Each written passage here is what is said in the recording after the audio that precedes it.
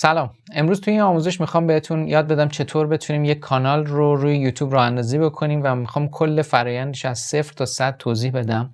فرض رو برای میذارم که شما هیچ آشنایی با یوتیوب ندارید.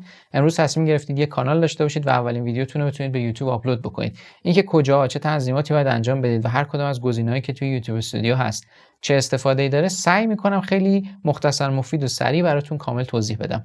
اگر میخواید کانال یوتیوب راه بندازید و این اطلاعات به درتون میخوره، میتونید ادامه ویدیو رو نگاه بکنید.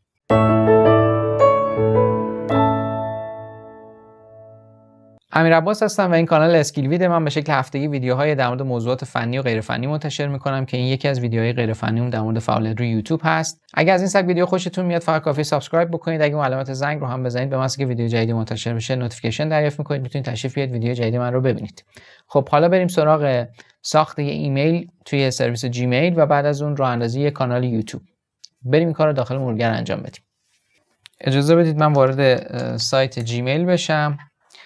وارد صفحه اول سرویس جیمیل میشم. خب تو صفحه اول سرویس جیمیل هستیم. من رو گزینه create an account میزنم که بتونم یه اکانت جدید درست کنم. اسممو میخواد که مینویسم، last name رو میخواد که اون رو هم وارد میکنم و اینجا یه اسمی برای ایمیلم میخواد که من skillvid مثلا .test میزنم. یه چیزی هر چی فرقی نمیکنه اینجا انتخاب بکنید و پسوردتون اینجا وارد میکنید. من اینجا یه پسوردم اینجا وارد بکنم و نکست رو میزنم. اگر اکانت جیمیل دارید اصلا لازم نیستش که این مراحل رو طی بکنید. من اینجا آدرسم رو عرض شد خدمتتون، کشورم همون ایران انتخاب میکنم و شماره موبایلم رو میزنم به این شکل و نکست میزنم. برای من یه کد وریفیکیشن ارسال میشه که اون به شکل SMS من دریافتش میکنم و اینجا واردش میکنم.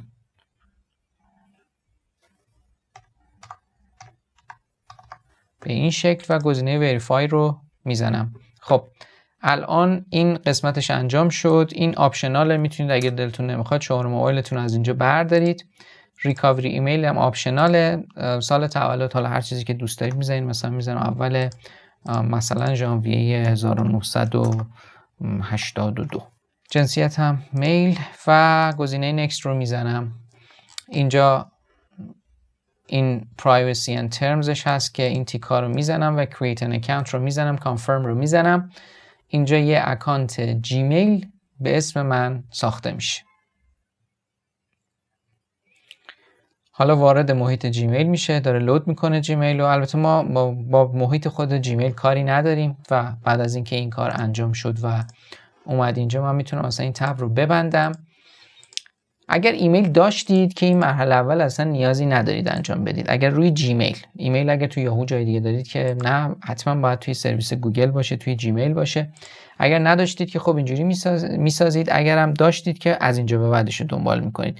میریم توی youtube.com، صفحه اول سایت یوتیوب رو باز میکنیم. به این شکل این صفحه رو باز میکنه. من ساین این میزنم چون همین الان ایمیل ساختم و لاگین هم توش کردم. اتوماتیک خودش ساین این میکنه. اگر نکرد که یوزرنیم پسورد وارد میکنید و لاگین میکنید که خب همونطور که بهتون گفتم چون همین الان ایمیل رو ساختم خودش لاگین میکنه. خب این کار انجام میشه. الان به این گزینه اینجا دقت کنید، create a video or post. اینجا میگه که اگر دوست دارید مثلا ویدیو پست بکنید، روی این علامت که بزنید، آپلود ویدیو رو که بزنید، اینجا به شما پیغام میده که سفر شما از اینجا شروع میشه. get started رو اگر بزنید میگه که خب کانالتون میخواید اسم خودتون باشه یا میخواید یه اسم خاص براش انتخاب کنید. من میگم یه اسم خاص میخوام براش انتخاب بکنم، نمیخوام اسم خودم باشه. مثلا همون skillvid-test. این اسم خیلی مهمه چون بعداً آدرس اختصاصی کانالتون رو که میده بر اساس همین اسم بهتون میده. یه اسم انتخاب بکنید که راحت باشه و کسی هم انتخابش نکرده باشه. من skillvid-test رو میزنم، تیک رو میزنم و create رو میزنم. الان یک کانال با همین اسم باید برای من بسازه. خب وارد این صفحه میشم. شروع میکنه چیزایی که نیاز داره رو از شما بگیره. میگه اول عکس پروفایل تو آپلود بکن که خب حالا من عکس خودم آپلود میکنم روی دسکتاپ. من اینجا مثلا عکس خودم گذاشتم به عنوان آواتار که اینجا میذارمش. اینجا میگه که در مورد کانال توضیح بده. این کانال قرار است محتوای آموزشی منتشر کند. حالا اینجا قشنگ میتونید یه توضیح جامعی در مورد این بنویسید، بعدا هم میتونید عوضش کنید، یعنی اجباری نیستش که حتما همین الان اینجا یه چیزی بنویسید. تا 1000 کاراکتر هم به شما اجازه میده. بعد اسم وبسایتتون مثلا باشه همون اسکیلویت و لینکش هم مثلا میشه همون www.skillvit.com و شبکه‌های اجتماعی هم اگر دارید اینجا دونه دونه اضافه میکنید. اگر نمیخواید این مرحله انجام بدید اصلا ستاپ لیتر میزنید که خب من الان انجام دادم، حداقل آدرس سایتمو گذاشتم، سیو اند کانتینیو میزنم. بعد از این مرحله وارد صفحه اول کانال خودم میشم. من الان یه کانال دارم و میتونم اولین ویدیومو بهش آپلود بکنم. خب ما یه سری تنظیمات باید برای کانالمون انجام بدیم. کل فرآیند ساخت کانال همینی بود که اینجا بهتون نشون دادم. حالا یه سری تنظیمات داره که باید همون اول انجام بدید که مطمئن باشید همه چی اوکیه. بریم داخل تنظیمات یوتیوب استودیو، من بهتون بگم که چیا رو چجوری تنظیم بکنید، کجا چیا رو تغییر بدید که نتیجهشو کجا توی کانالتون ببینید. بریم اینا رو با هم دیگه انجام بدیم. ما اول باید بریم داخل یوتیوب استودیو. برای رفتن داخل یوتیوب استودیو اینجا روی این عکستون میزنید، اینجا یوتیوب استودیو هست، روی این میزنید و وارد یوتیوب استودیو میشید، یا روی این لینک میزنید، فرقی نمیکنه رو هر کدوم باشه، یا آدرسش رو میزنید studio.youtube.com. حالا داخل فضای یوتیوب استودیو هستیم و خب چون هیچی نداریم، نه آماری وجود داره، نه بخش ویدیوها چیزی داره، نه پلیلیستی وجود داره، خالیه. ما با این بخش ستینگش کار داریم. این بخش ستینگ رو باز میکنیم. من دونه دونه براتون سریع توضیح میدم که این قابلیتی که اینجا هست به چه به درد میخوره. این کرنسی دیفالتش هست که روی دلار هست. شما روی هر چی دوست دارید میتونید بذارید، فقط جنبه نمایشی داره. بعضی فکر میکنن که اگه اینو مثلا بزنن رو لیر ترکیه، درآمدشون رو بر اساس لیر ترکیه حساب میکنه. مثلا اگه درآمد بقیه $100 مال اونها میشه 100 لیر. نه، اینجوری نیست. این درآمد شما همیشه بر اساس دلاره، فقط لحظه آخر چنج میشه به اون واحد پولی اون کشوری که توش اکانت ساختید. خب پیش‌فرض من هم دوست دارم چون دلار ببینم میذارمش رو همون دلار بمونه. میرم تو قسمت چنل، یه بیسیک اینفو داره که خب این اسم کانالم هست، همون اسمی که انتخاب کردم. اگر بخوام با استفاده از این لینک میتونم روش کلیک کنم برم عوضش کنم.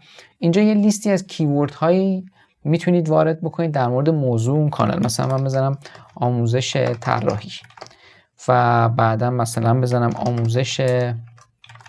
آموزش برنامه نویسی. شروع کنید تگ زدن و هر تگی که می‌نویسید بعدش ویرگول بذارید، خودش اتوماتیک به این شکل براتون درش میاره. این کمک میکنه که کانالتون بهتر دسته‌بندی بشه و توی سرچ هم بهتر پیداتون بکنن. پس کیوردهای مربوط به اون چیزی که در موردش ویدیو تولید میکنید اینجا بذارید. بعدش میرسیم بحث کانتری خیلی مهمه. بحث مانتیزیشن و کسب درآمد تو همه کشورها در دسترس نیست، تو بعضی از کشورها در دسترسه. باید کشوری انتخاب بکنید که یوتیوب به شما اجازه میده تو اون کشور فعالیت بکنید. مثلا ترکیه رو اجازه میده. من مثلا کانال خودم رو روی ترکیه گذاشتم، ولی خب توی ایران در دسترس نیست. اینو میذارم مثلا روی ترکیه. یه گزینه کاستماایز چنل داره، من روش کلیک میکنم که توی یه تب دیگه باز بشه که حالا سر فرصت برسیم من براتون توضیح بدم توش چی داره. قسمت ادوانس ستینگ، اینجا خیلی مشخص باید بگید کانال من برای کودکان نیستش. یه قوانین خیلی سفت و سختی توی آمریکا الان وجود داره که یه قانون فدرال آمریکا هستش که محتوای کانال‌های کودکان رو به شدت تحت تاثیر قرار داده.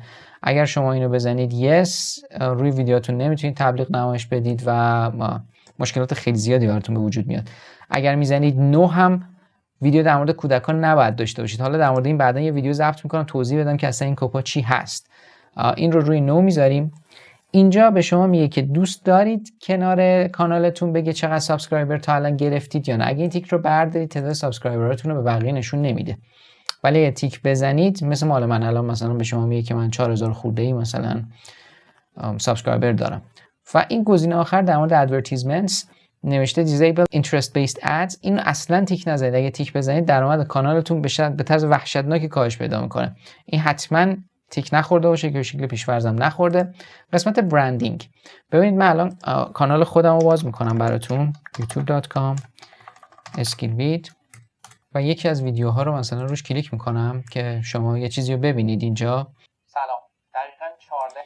خب ببینید اینجا اینو میبینید، این عکس هم عکس برندینگی که الان اونجا بهتون میخوام نشون بدم. ما میخوام اینو زیر ویدیوهامون اضافه بکنیم که هر کسی روش هاور بکنه دکمه سابسکرایب میاد و میتونه تو کانال ما سابسکرایب بکنه.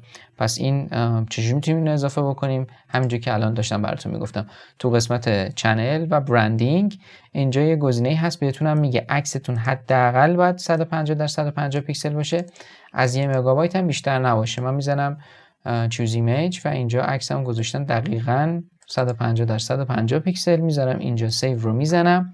اگر ویدیو آپلود بکنم مثل دقیقاً همین چیزی که اینجا نشونتون دادم این میاد اینجا اضافه میشه. خیلی مهمه، حتما بذاریدش. و بعد از این قسمت اجازه بدید بریم تو همون قسمت ستینگ، چنل بودیم، ادوانس رو اینجا بهتون گفتم، برندینگ رو هم گفتم، آپلود دیفالتس چیه. ببینید در مورد همون ویدیویی که الان بهتون نشون دادم زیر همه ویدیوهای من آخرش آدرس مثلا سایت و شبکه‌های اجتماعی رو میذارم. اینو مثلا میتونم کپی کنم بیارم بذارم توی قسمت دسکریپشن دیفالت.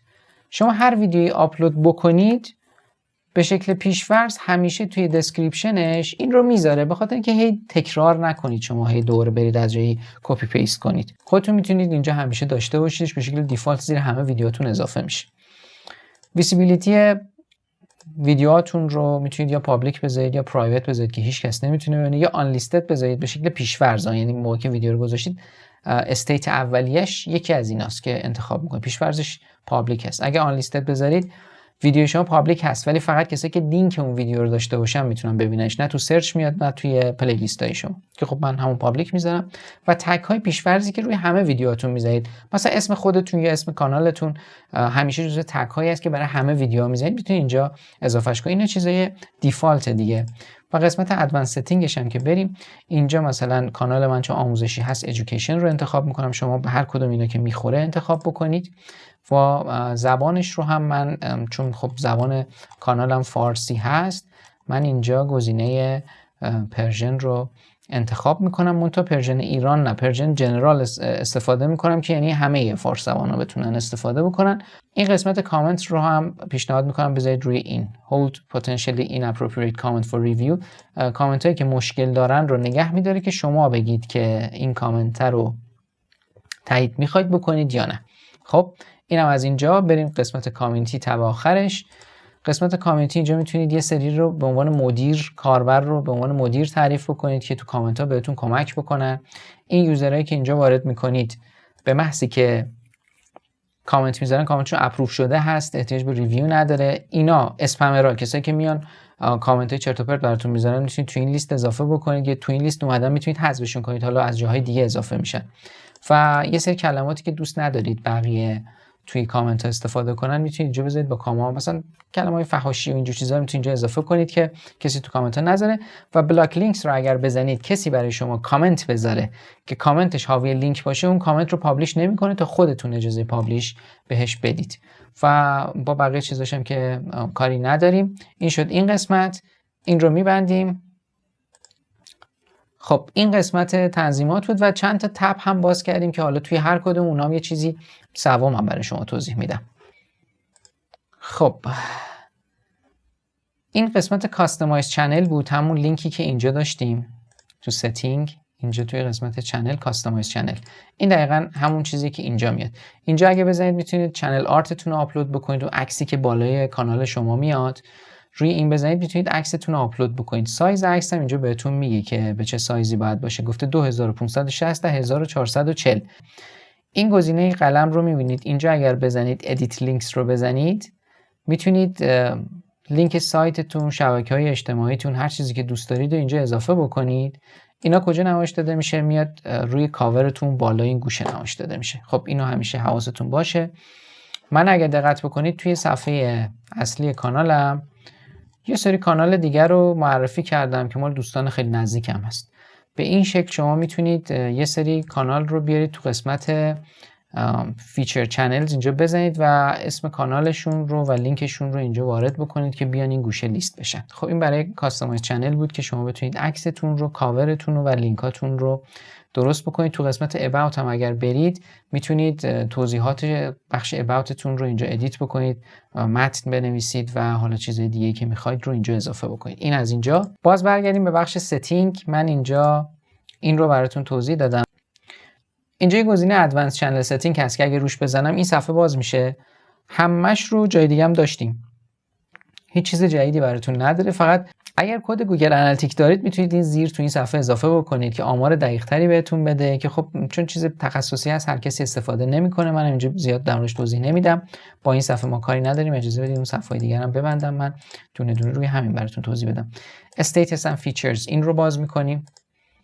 تو قسمت استیتس اند فیچرز مثلا میگه که شما کپی رایت استرایک دارید یا نه. اگر 3 تا کپی رایت استرایک تو 90 روز بگیرید کانالتون حذف میشه، که خب کانالی که تازه ما راه اندازی کردیم کپی رایت استرایکی نداره. کامیونیتی گایدلاین هم میتونه استرایک داشته باشه که اگه اونم 3 تا بگیرید کانالتون پاک میشه، که خب الان هیچی نداریم، پس این هم مشکلی نیست. حالا این زیر قابلیت‌های در مورد کانال یوتیوب هستش که بعضیش همون اول فعاله، بعضیش دونه دونه به مرور زمان براتون فعال میشه. مثلا بحث مانتیزیشن، موقعی که شما 4000 ساعت نمایش و 1000 تا سابسکرایبر داشته باشید میتونید این رو برای فعال شدنش اقدام بکنید. لایو استریم رو بعداً بهتون دسترسی میده، اول شما ندارید که بخواید لایو استریم بکنید. یا مثلا در حالت پیش‌فرض ویدیوتون باید زیر 15 دقیقه باشه که الان بهتون میگم اینو چجوری اکتیو بکنید. کاستم تامبنیل، شما موقعی که ویدیو آپلود میکنید میخواید کاور اختصاصی داشته باشید، کاور اختصاصی در حالت پیش‌فرض ندارید، باید حتما این قسمت رو هم فعال بکنید که الان بهتون میگم این دو تا رو چجوری فعال بکنید.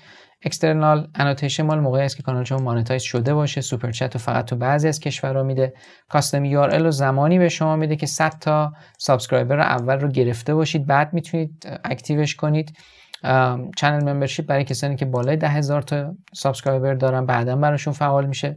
کانتنت آیدی اپیل هم موقعی که شما کانالتون رو مانتایز بکنید این قسمت رو خواهید داشت. خب حالا بریم این دوتا که خیلی مهمه، یکی که بتونید ویدیو بالای 15 دقیقه آپلود بکنیم و یکی هم بتونید کاستم تامبنیل داشته باشیم، موقعی که ویدیو آپلود میکنیم بتونید کاور اختصاصی بذاریم.